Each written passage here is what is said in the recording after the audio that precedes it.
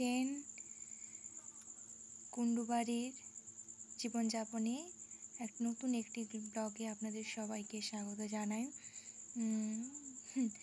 আসলে প্রথম যেহেতু যদি কিছু ভুল ত্রুটি হয়ে থাকে, কারণ কথা বলাতে কিছু সমস্যা হয়ে যাচ্ছে, কোনো সময় হয়তো আটকে আছি, তো তার জন্য ক্ষমা প্রাপ্তি চেয়ে নিচ্ছি।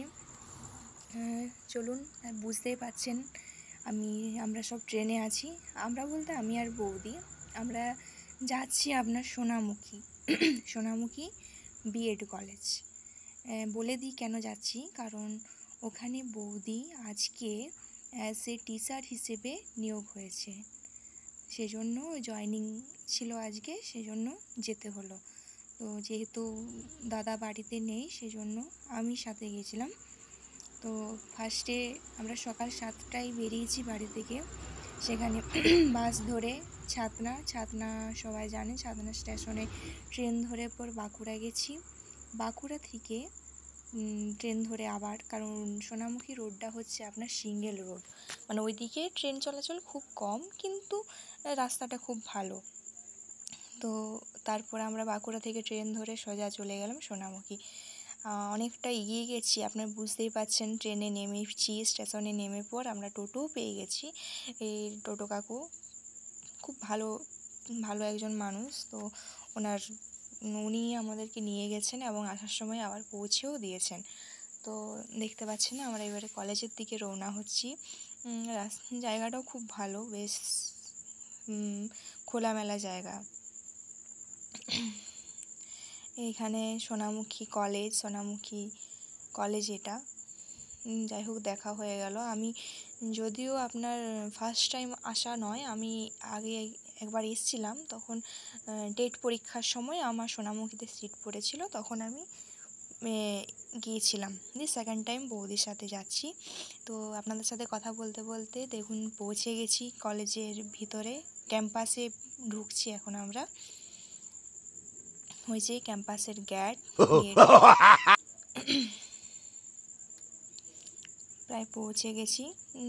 এরিয়াটা খুব বড়, সত্যি কথা বলতে খুব ভালো, খোলামেলা। সত্যি কথা, বৌদির এখন বৌদির কলেজেই পড়লাম, খুবই ভালো, বেশ ভালো লাগলো আমার। আশা করি বৌদিরও খুব ভালো লাগবে যখন স্টুডেন্টদেরকে পড়াতে যাবে। তারপর মোটামুটি ওখানে কাজ সেরে মোটামুটি 2-2.5 ঘন্টা ওখানে কলেজে থাকতে হয়েছিল। ওখানে তো একটা রুলস থাকে সব কিছুর, তো সেইগুলো কাগজপত্র রেডি হতে, অ্যাপয়েন্টমেন্ট লেটার, জয়েনিং লেটার দিতে দিতে প্রায় 1টার মতন বেজে গেছে। তারপর সত্যি কথা বলতে আমাদের সেরকম কিছুই খাওয়া হয়নি। দিয়ে পরে ওখানে সামনে একটি হোটেল পেয়েছিলাম, সেখানে আমরা এই ঘরোয়া রান্না, ভাত, সবজি দেখতে পাচ্ছেন, সাথে একটু মাছও নিয়েছিলাম। খুব মোটামুটি ঠিকই ছিল, খাওয়ার মতন ছিল। যাই হোক, তার খাওয়া দাওয়ার পর টিকিট কেটে নেওয়ার পর আমরা ওয়েটিং রুমে বসে আছি। মোটামুটি ট্রেনটি আপনার 20-25 মিনিটের মতন টাইম ছিল হাতে।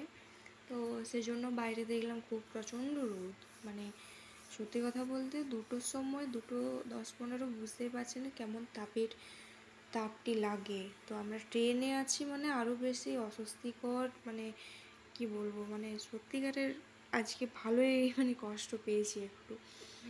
তারপর যাই হোক, আমরা ট্রেনেও চেপে গেছি। বৌদি দেখতে পাচ্ছ মাথা ধরে গেছে। তারপর ট্রেনটি ছাড়বে। ট্রেন ছাড়ার পর আমরা প্রায় বাঁকুড়া নেমে পর বাস ধরে পর বাড়ির দিকে রওনা দিলাম। মোটামুটি আমরা বাড়ির খুব কাছাকাছি চলে এসেছি, আর একটু পরে নেমে যাব। যাই হোক, নেমে পর বাড়িতে এসে দেখেই বুঝতে পারছো অবস্থা খুব খারাপ। তারপরে একটু রেস্ট নেওয়া যাক।